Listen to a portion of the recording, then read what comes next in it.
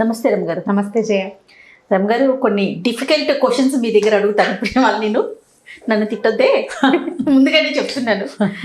కొంతమంది అంటే మన మామ్ వీడియోస్లో కాదనుకుంటాను, నేను లైఫ్ కూడా మనం చేస్తాం కదా, కొన్ని చోట్ల కొన్ని కామెంట్స్ వచ్చినాయి అనమాట. గుడ్ వైఫ్గా ఉండాలంటే ఎలా ఉండాలి, హౌస్ వైఫ్గా, గుడ్ హస్బెండ్ అంటే ఏంటి, ఈ రెండింటికి క్వాలిటీస్, ఎవరు గుడ్ వైఫ్, ఎవరు గుడ్ హస్బెండ్, మనం ఎలా తెలుసుకోవాలి?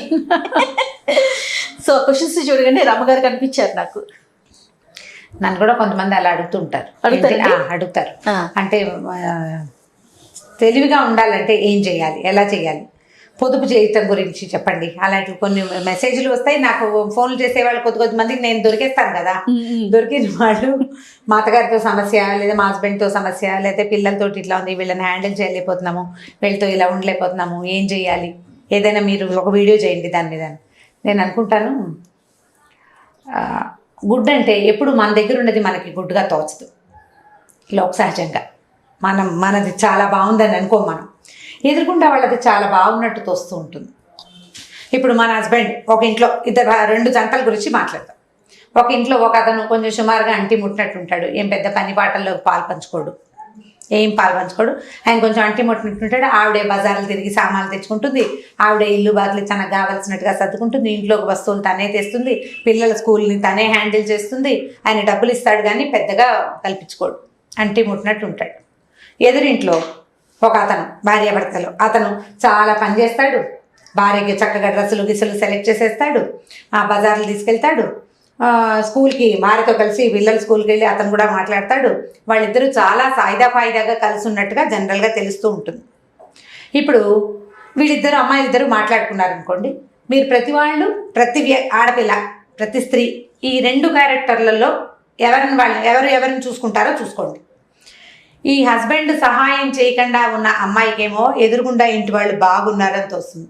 ఎందుకంటే తనకు ఒంట్లో బాగుండకపోయినా, తనకి విసుగ్గా ఉన్నా, తను ఏ పీరియడ్స్లోనో చికాకులోనో ఉన్నా ఈ హస్బెండ్ ఏ పని చేయడు, ఏ సహాయము చేయడు. డబ్బు పనిస్తే సరిపోయిందా? డబ్బులు ఇస్తే సరిపోతుందా? చాలదు కదా. ఓ ఫ్రెండ్లీగా ఉండడు, అంటి ముట్టనట్టు ఉంటాడు. అన్ని చావులు నేనే చావాలి, అన్ని పనులు నేనే చేయాలా అని ఈ అమ్మాయికి అనిపిస్తుంది. పని చేసే అమ్మాయికి, భర్తతో కలిసి ఉండే అమ్మాయికి, నా బతుక్కి ప్రైవసీ లేదు, ఎప్పుడు ఇతను నాతోటే ఉంటాడు. హాయిగా వాళ్ళ ఆయన అయితే ఆ అమ్మాయిని ఇప్పుడు భార్యాభర్త ఇద్దరు షాప్కి వెళ్తారు. ఈ అమ్మాయికి గ్రీన్ ఇష్టం, ఈ అమ్మాయికి లీఫ్ గ్రీన్ ఇష్టం, అతనికి ఆలివ్ గ్రీన్ నచ్చింది. ఆ లీఫ్ గ్రీన్ మీద మనసున్న భర్త కోసం చచ్చినట్టు ఆలివ్ గ్రీన్ తీసుకోవాల్సి వస్తుంది. నా ఛాయిస్ లేదు, ఎప్పుడు వీడిదే ఛాయిస్ అనిపిస్తుంది. బయటికి చెప్పకపోయినా ఈ భావాలు ఉంటాయి లోపల. లోక సహజంగా మన దగ్గరున్న వస్తువు మనని సాటిస్ఫై చెయ్యదు. మనుషులు కూడా అంతే. నేను వస్తువు అంటే భర్తలు వస్తువులా అని మీరంతా ధ్వజం ఎత్తితే నేను చెప్పలేనమ్మా. ఎప్పుడు కూడా స్త్రీలు పురుషుల్ని సాటిస్ఫై చేయలేరు, పురుషులు కూడా స్త్రీలని. ఈ రకమైన సాటిస్ఫాక్షన్స్ చాలా కష్టసాధ్యమైనవి. ఇప్పుడు మన దగ్గర ఉన్న దాంతో మనం సాటిస్ఫై అవ్వటం ఎట్లా, లేదా బెటర్ చేసుకోవటం ఎట్లా? ఓకే, ఇప్పుడు good house wife, good husband గురించి చెప్తున్నాం. క్వాలిటీస్ ఏం లేదు జయ. ఈ రోజుల్లో పాతకాలపు రోజులు వేరు. పాతకాలంలో ఇల్లు బాగా చక్కదిద్దుకునేది ఆడది, సరైన స్త్రీ కింద. చక్కదిద్దుకునే అమ్మాయి మంచి సరైన స్త్రీ కింద. అక్కడి నుంచి చక్కగా బాగా సంపాదించి భార్యని పిల్లల్ని సంతోష పెట్టేవాడు, సరైన హస్బెండ్గా చెప్పుకునేవాళ్ళు. బయట ప్రపంచం చెప్పుకోవటమే. ఇప్పుడు వాళ్ళకి ఎన్ని డిఫరెన్సెస్ ఉన్నాయి, వాళ్ళు ఎంత బాధపడుతున్నారు ఒకళ్ళతో ఒకళ్ళు అన్నది వాళ్ళకే తెలుస్తుంది, కానీ ఇతరులకి తెలియదు, ఇంకొకళ్ళకి తెలిసే అవకాశం లేదు. వాళ్ళై నోరు విడిచి చెప్పుకుంటే తప్ప. ఇప్పుడు ఇదివరకు ఇట్లా చెప్పుకునేందుకు పాపం అవకాశాలు ఉండేవి కాదు. మగవాళ్ళు ఓపెన్గా ఇలాంటి విషయాలు మాట్లాడడానికి మొహమాట పడేవాళ్ళు. మా ఆవిడతో నాకు సాటిస్ఫాక్షన్ లేదు, ఆ అమ్మాయికి ఏం పని రాదు, లేదా ఆవిడ మంట బాగుండదు, తెల్లకి వస్తున్నాను అలాంటి చెప్పేవాళ్ళు కాదు కదా. ఆడవాళ్ళకి విపరీతంగా పనులు ఉండేవి. ఇల్లా జల్ల పనివాళ్ళు తక్కువ ఉండేవాళ్ళు, చాలా పనులు.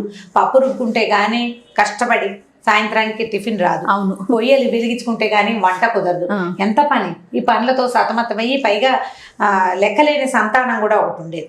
ఈ సంతానాలతోటి పిల్లలు, పెద్ద పిల్లలు పురుళ్ళు, చిన్నపిల్లల పెళ్ళిళ్ళు, పసిపిల్లల ఆలనా పాలన, నానా పనులు ఉండేవి. ఏదైనా ఉక్రోషం వస్తే ఈ అమ్మ దగ్గర తోడుకోవడం దగ్గర వెళ్ళబోసుకుని తర్వాత మళ్ళీ పనిలో పడేవాళ్ళు. వెళ్ళబోసుకుంటూ కూర్చుంటే రోజులు గడా పని చేసుకోవాలి చేసుకోవాలి కదా. కదా. ఇప్పుడు మనకి వెళ్ళబోసుకునేందుకు, చెప్పుకునేందుకు, మాట్లాడేందుకు చాలా ఉన్నాయి. అవును, ఎన్ని అవకాశాలు ఉన్నాయి. మగ పిల్లలు కూడా ఈ అమ్మాయితోటి చాలా ఇబ్బందిగా ఉందనే విషయాన్ని ఓపెన్గా మాట్లాడడం మొదలు పెట్టేశారు. మగవాళ్ళు చెప్పుకుంటున్నారు. ఎవరికి చెప్తారు అమ్మగారు? వాళ్ళ ఫ్రెండ్స్కి, వాళ్ళ ఫ్రెండ్స్ నేను చెప్తారు. అనుకుంటాను ఆడపిల్లలే అక్క చెల్లెలకో అమ్మకో లేకపోతే ఫ్రెండ్స్ కో చెప్పుకుంటారు. మగపిల్లలు అంత అంటే ఎక్స్ప్రెస్ చేయరేమో అనుకుంటాను. ఆడవాళ్ళు ఎక్కువ మందికి చెప్తారు ఒకే విషయాన్ని, మగవాళ్ళు తక్కువ మందికి చెప్పని డెఫినెట్గా చెప్తున్నారు. ఫ్రెండ్స్కి, కొలీగ్స్కి షేర్ చేస్తారు, చేయకుండా ఉండట్లేదు. ఈ డిసాటిస్ఫైడ్ కొట్టుకుంటున్నారు. పోట్లాడుకోవటం కూడా ఎక్కువ ఉంది కదా, పోట్లాడుకునే స్ట్రెస్ వల్ల ఎక్కువ పోట్లాడుకుంటూ ఉంటారు. ఇప్పుడు ఈ రోజులకి ఒకళ్ళనొకళ్ళు ఇబ్బంది పెట్టకుండా ఉండేవాళ్ళు good house wife, good husband. Okay, ఇప్పుడు అతను బాగా బిజీగా ఉన్నాడు, అమ్మాయి కొద్దిగా స్వతంత్రించి 4 పనులు చేయటం నేర్చుకుంటే గుడ్ హౌస్ వైఫ్ అవ్వగలుగుతుంది. నీ పరిధిలో నీకున్న అవకాశాన్ని బట్టి, నీకున్న డబ్బును బట్టి, నీకున్న చదువుని బట్టి నీ రీచ్ని పెంచుకునే ప్రయత్నం చేయాలి. నేను కొంతకాలం వర్క్ చేశాను, తర్వాత చాలా కాలం హౌస్ వైఫ్గానే ఉన్నాను. ఫ్రీలాన్స్ టీచింగ్లో ఉన్నప్పటికీ నాకు దాని నుంచి సంపాదన ఏం లేదు. హౌస్ వైఫ్గానే నాలాంటి వాళ్ళు బోల్డ్ మంది, ఎంతమందో ఉంటారు. ఇప్పుడు సాటిస్ఫాక్షన్ లెవెల్స్ ఎవరి లెవెల్ వాళ్ళదే కదా, ఎవరి లెవెల్ వాళ్ళదే ఉంటుంది. ఇప్పుడు నేను 4 పనులు చేస్తూ అబ్బా ఇవన్నీ నేను చేస్తున్నాను నాకు చాలనుకోవచ్చు. నేను ఒక్కొక్కళ్ళు 4 షాపింగ్లు చేసేసి అన్నీ కొనుక్కోలేకపోతున్నామని దిగులు పడేవాళ్ళు కూడా ఉంటారు. లెవెల్ని మనము ఎక్కడున్నాము అనేది ఆలోచించుకుని దాన్ని బట్టి మన సాటిస్ఫాక్షన్ లెవెల్స్ పైకి కిందకి పైకి కిందకి అవుతూ ఉంటాయి. మీ రీచ్లో మీరు ఏం చేయగలుగుతారో అది మ్యాక్సిమం ఎక్స్టెండ్ చేసి మిమ్మల్ని మీరు ప్రూవ్ చేసుకునేందుకు ట్రై చేయండి ఎవరైనా సరే. మరి ఇప్పుడు ఇంతకు ముందు మనం చెప్పుకున్నట్లుగా అతి ప్రేమ ఉన్న హస్బెండ్ అనుకోండి, వాడు యాక్సెప్ట్ చేయాలి కదా. మనం బయటికి వెళ్ళి ఏదైనా కొనుక్కోవాలి, ఎప్పుడు తనే తోడుండి తనే చూస్ చేస్తాడు. ఇప్పుడు మనం మీరు అన్నట్లుగా లెవెల్స్ పెంచుకొని మనమే ముందుకెళ్ళి ఎందుకులే తనకి ఇబ్బంది అని మనం కొనుక్కున్నాం అనుకోండి, ఇంట్లో పర్సన్ యాక్సెప్ట్ చేయాలి కదా, మనం మాట్లాడుకోవాలి. ఇదివరకటి రోజులు కావు కదా. ఇప్పుడు మీరు అమ్మకి అమ్మలక్కలకి చుట్టుపక్కల వాళ్ళకి పేరెంట్ వాళ్ళకి చెప్పే అవకాశం కంటే హస్బెండ్తో మాట్లాడాల్సిన అవసరాలే హెచ్చుగా ఉంటున్నాయి మనకి. మీరు అతను కూర్చుని మాట్లాడుకోవటమే, అతను చెప్పాలి నువ్వు రావక్కర్లేదు నేను చేసుకుంటాను, నువ్వు రా అని కొత్తలు ఇవన్నీ కూడా పెళ్ళైన కొత్తల్లోనే అలవాటు అవుతాయి. చెయ్య కొత్తల్లో ఇద్దరు కలిసి జంటగా విడబాయని జంటలాగా ఇళ్ళసాటి లేని జంటలాగా తిరుగుతారు. తిరిగిన తర్వాత కొన్నాళ్ళు పోయాక వీడు తనేమి పండివ్వట్లేదు, అన్ని వాడి చాయిసే కొనిపిస్తున్నాడు అని అమ్మాయికి అర్థమవుతుంది. అప్పుడు వదిలించుకోలేకపోతుంది, వదిలించుకోలేదు.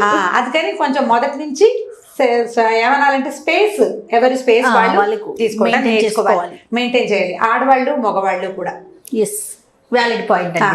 ఇద్దరు ఎవరి స్పేస్ వాళ్ళకి ఉంచుకోవాలి. ఆ అమ్మాయి ఫ్రెండ్స్, ఆ అమ్మాయి సర్కిల్, ఆ అమ్మాయి షాపింగ్, అమ్మాయి పేరెంట్స్ ఒకటి, అబ్బాయి సర్కిల్ అబ్బాయి ఫ్రెండ్స్ అది కామన్ ఫ్రెండ్స్ కామన్ సర్కిల్ ఇది కూడా ఒకటి. ఈ పర్సనల్ స్పేస్ని కొంత ఉంచుకోవటం ఇది అందరికీ కుదురుతుందంటే ఇప్పుడు మీ మధ్య మనం చేసిన చాలా వీడియోలు మీరు జనరలైజ్డ్గా చెప్తున్నారు అందరి విషయంలో ఇలా కుదరదు అంటే అందరికీ కుదురుతుందని చెప్పలేము. ఇప్పుడు మా ఇంటి పరిస్థితి వేరు, మీ ఇంటి పరిస్థితి వేరు కదా. పరిస్థితిని బట్టి, మన పరిస్థితిని బట్టి. ఇప్పుడు ఇది నలుగురికి పాయింట్ చాలా అద్భుతంగా నచ్చింది అనుకో, ఇద్దరు అపోజ్ చేస్తారు, అదేంటి అలా చెప్పారు అని. అలా ఎలా కుదురుతుంది? ఎవరి జీవితం వాళ్ళది కదా. ఎవరి జీవితం వాళ్ళదంటే మనం ఏం చేస్తాం? ఏదైనా జనరలైజ్ చేసి మాట్లాడగలుగుతాం కానీ వ్యక్తిగతంగా ఫలానా వాళ్ళ ఇంట్లో ఇది అని మాట్లాడుకోలేము. ఇప్పుడు ఫలానా వాళ్ళకి చెప్పిన సొల్యూషన్ ఇంకో ఫలానాకి కుదరకపోవచ్చు. నాకు కుదరని సొల్యూషన్, నేను సాల్వ్ చేసుకోలేని సమస్య నీకు సాల్వ్ అవ్వచ్చు, అదే సొల్యూషన్ కదా. సో ఇప్పుడు ఏంటంటే ఇది కప్పులో టీ పోసినంత సింపుల్ కాదు కదా. ఇప్పుడు అదే కప్పు సంగతే తీసుకుందాం. నేను నీ కప్పు కుడి చేత్తో అందిస్తాను, నువ్వు ఎడం చేత్తో అందుకోవచ్చు.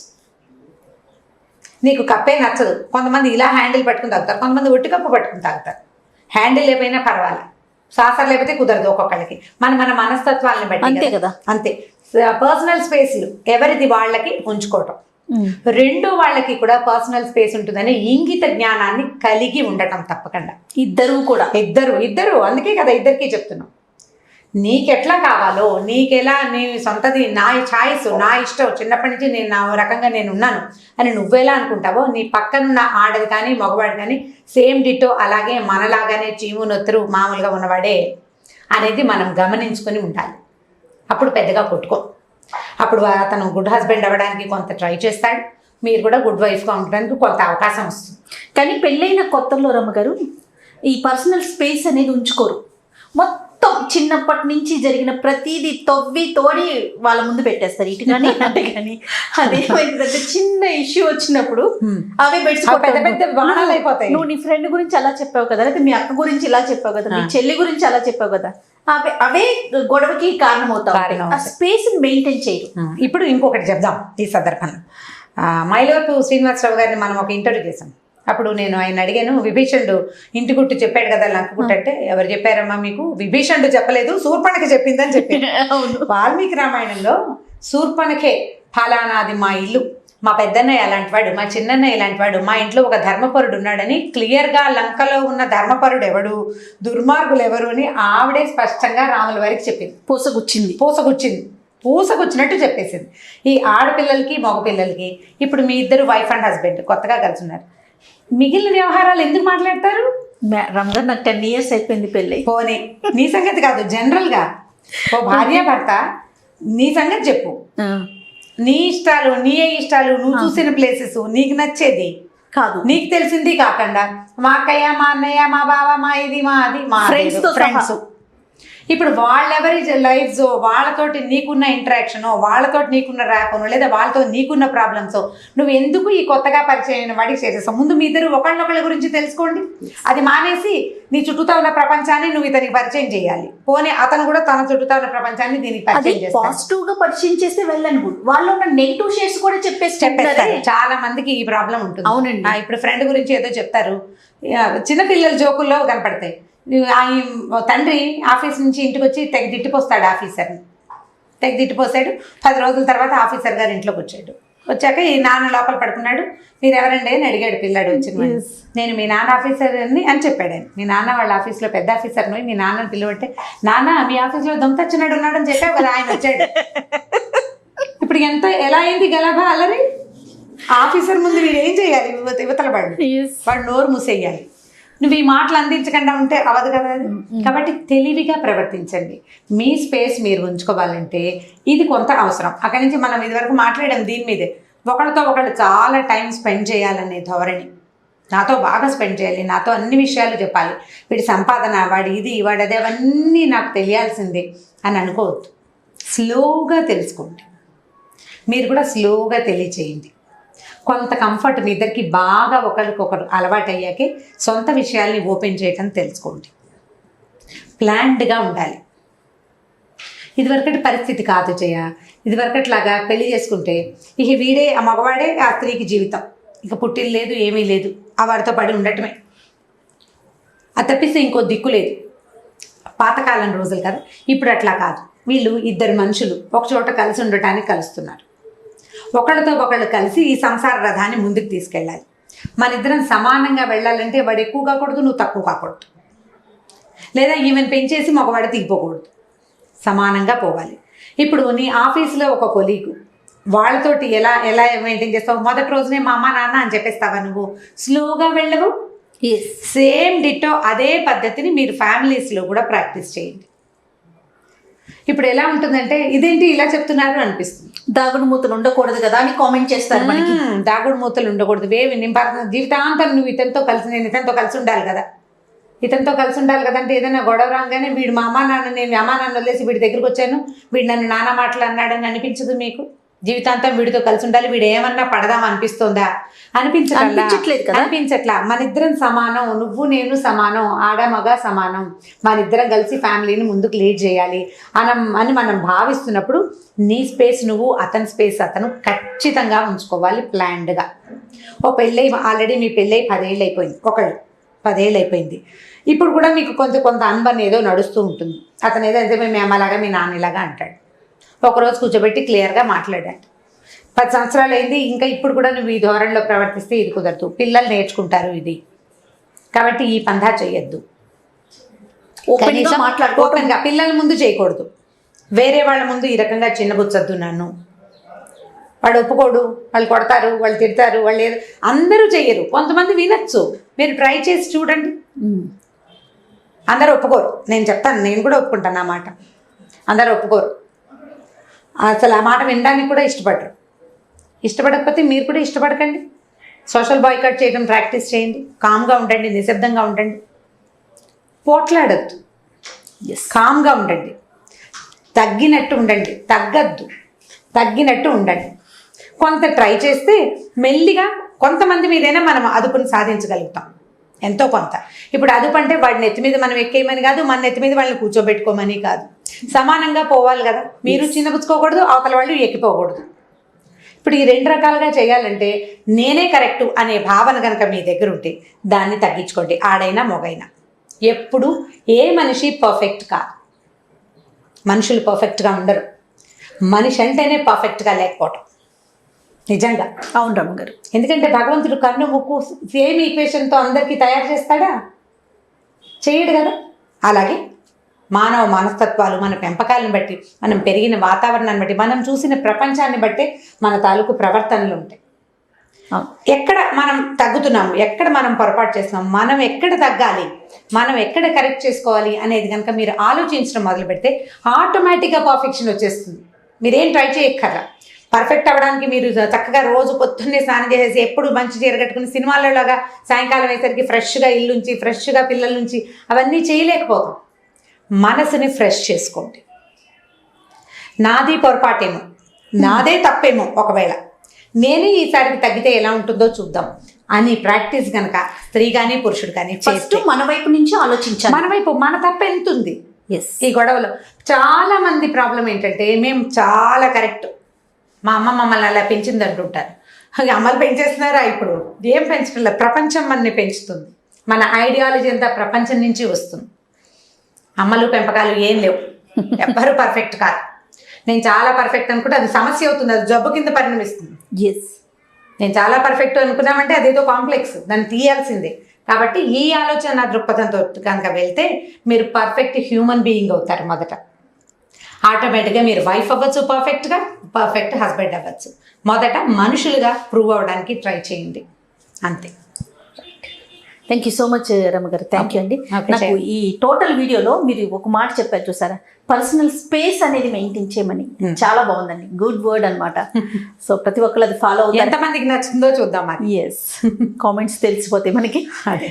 ఓకే రమ్మగారు, ఇంకొక స్టోరీతో కలుద్దాం. తప్పకుండా చేయండి. ఇక ఈ వీడియో కనుక మీకు నచ్చినట్లయితే లైక్ చేయండి, షేర్ చేయండి. మరిన్ని వీడియోస్ కోసం మా ఛానల్ని సబ్స్క్రైబ్ చేసుకోండి.